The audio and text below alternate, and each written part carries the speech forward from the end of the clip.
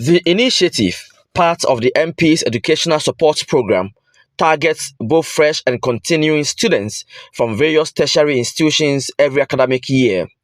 At least 4 applicants were selected from each of the 37 electoral areas in the constituency to ensure fairness and equity in distribution of funds.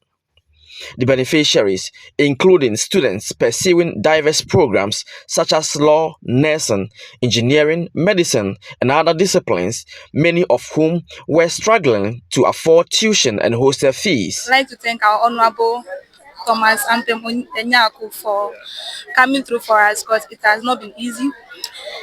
In fact, tertiary education is not easy, and then the fees now is very, very, very expensive. The least that we've been given to at least buy the things that we need in school is crucial. So he coming in for us is a very big opportunity, and then we are so grateful. We thank him so much, and then we hope to see more of this often, because most of our colleagues are in the house because they don't have the funds to go to school. From my level 100, he has been very supportive.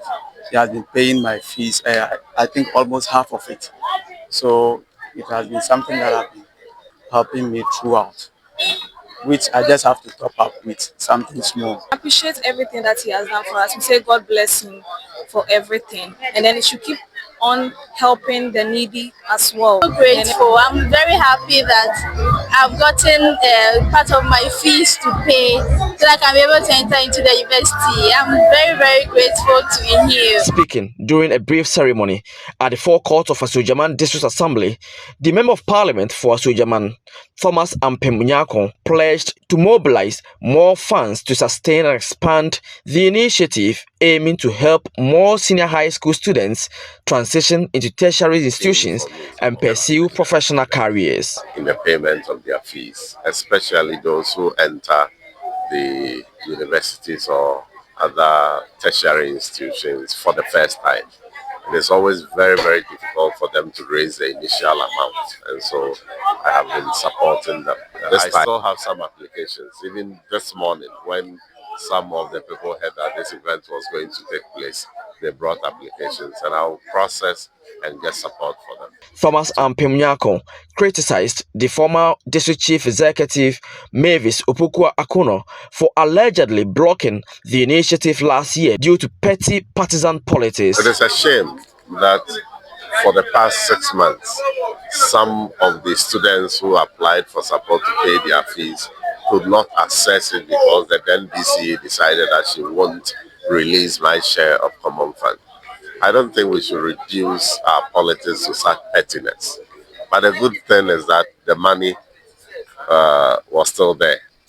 And so that is why I have been able to even increase the number and to support about 200 of our tertiary students. According to Ghana Tertiary Education Commission (GTEC), Ghana's gross tertiary enrollment ratio has steadily increased from 20% to 22%, with gender parity index of 0.95%.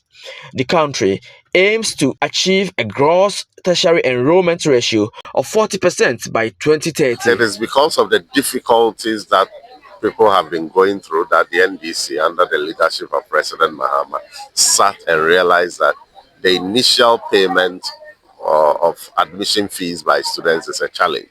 And so government will support them, will absorb the initial fees. In the next couple of months, we will bring our first budget. We now have a finance minister in place, and our ministers are by day being approved and inaugurated by the president to take office. And so I believe that once we settle, we'll begin the process to implement this very, very important policy. Reporting for GH1 TV, Star FM, from Asuogyaman, Eastern Region, Kojo Ansa.